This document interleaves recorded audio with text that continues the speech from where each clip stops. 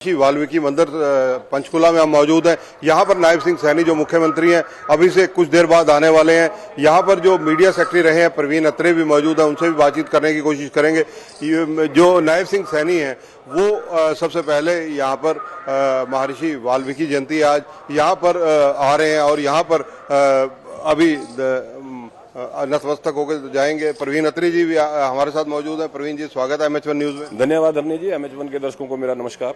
अत्रे जी, जिस प्रकार से केंद्रीय गृह मंत्री अमित शाह और देश के प्रधानमंत्री नरेंद्र मोदी लगातार नायब सिंह सैनी की पीठ थपथपाते रहे हैं हर मंच पर, और उसके बाद नायब सिंह सैनी जी की जो दोबारा ताजपोशी और वही क्रम जो वायदा किया वो निभाया गया, क्या कहेंगे आप? देखिए, ऐसा है, आपने बिल्कुल सही कहा।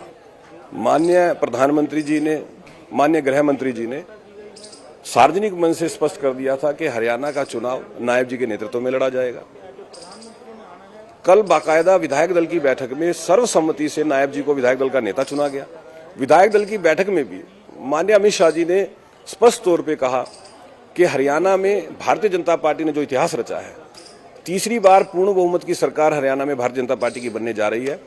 इस जीत में माननीय प्रधानमंत्री जी की नीतियां, माननीय प्रधानमंत्री जी की सरकार के द्वारा किए गए कार्य, उसके साथ साथ मनोहर जी ने 9.5 साल हरियाणा के अंदर बिना पर्ची बिना खर्ची युवाओं को जिस तरह से योग्यता के आधार पर नौकरी दी, भाई भतीजावाद, क्षेत्रवाद, जातिवाद, भ्रष्टाचार, इस व्यवस्था पे चोट की।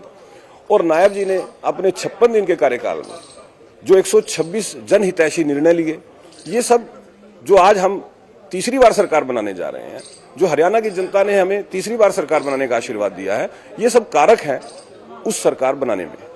अगर कहा जाए कांग्रेस जिस प्रकार से अति उत्साह में नजर आ रही थी, 70-75 प्लस की बातें कर रही थी, क्या स्थिति कांग्रेस की रही आपके दृष्टिकोण में? देखिए, ऐसा है धरनी जी, हम पहले दिन से ये बात जानते थे, क्योंकि 2014 के बाद भारतीय जनता पार्टी की सरकार ने हरियाणा में जो व्यापक बदलाव किए, जो हरियाणा के अंदर विकास की नई गाथा लिखी।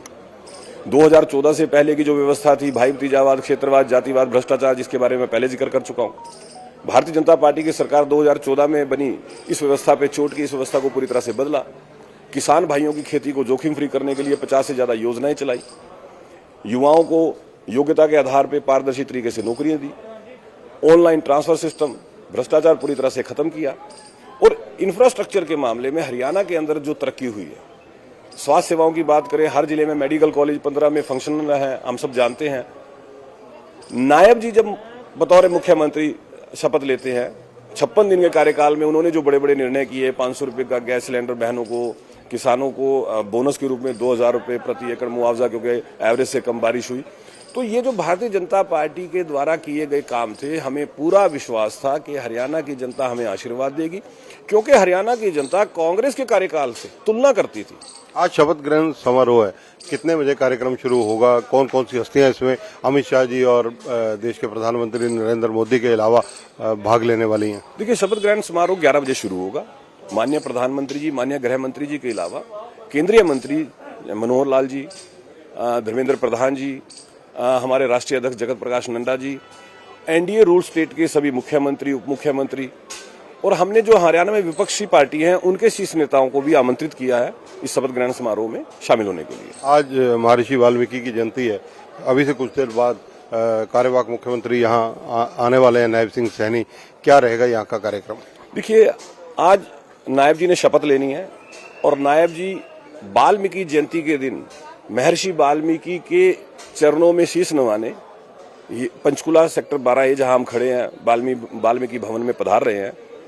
और नायब जी यहां पे महर्षि वाल्मीकि को के चरणों में अपना शीश नवा के उसके बाद नाडा साहिब गुरुद्वारा में जाएंगे, वहां पूजा अर्चना करेंगे, फिर माता मनसा देवी मंदिर जाएंगे, वहां पूजा अर्चना करेंगे, उसके बाद वो शपथ ग्रहण समारोह में पहुंचेंगे।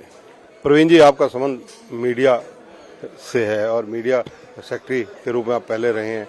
नई पारी शुरू करने से पहले जो पिछले वायदे हैं आपके, जो पेंडिंग है, मुख्यमंत्री जी के बिहाफ पे आपने बातें की थी कैशलेस पत्रकारों की सुविधा के लिए, उसका क्या रहेगा? धरनी जी, आप जब भी मिलते हो और पत्रकारों की चिंता बहुत करते हो, हम भी पत्रकारों की चिंता करते हैं। आपको ध्यान होगा, जो पत्रकार भाइयों के लिए भारतीय जनता पार्टी की सरकार ने किया, इससे पहले की कोई सरकार नहीं कर सकती। और आप निश्चित मान के चलिए, माननीय मुख्यमंत्री नायब सिंह सैनी जी भी पत्रकारों के हितों की, पत्रकारों की सुविधाओं की बहुत चिंता करते हैं। उनका बड़ा स्पष्ट कहना है कि पत्रकार साथी जितनी मेहनत करते हैं, इस तरह की सुविधाएं उनको मिलनी चाहिए कि उनको अपने काम में कोई दिक्कत ना आए। तो जो बातें पहले कही गई हैं सब पूर्ण होंगी, क्योंकि नायब जी ने जो कहा वो करके दिखाया। आपको ध्यान होगा 24,500 के लगभग युवाओं को पहले शपथ दिलाएंगे, फिर शपथ लेंगे, ये भी पूरा होने जा रहा है।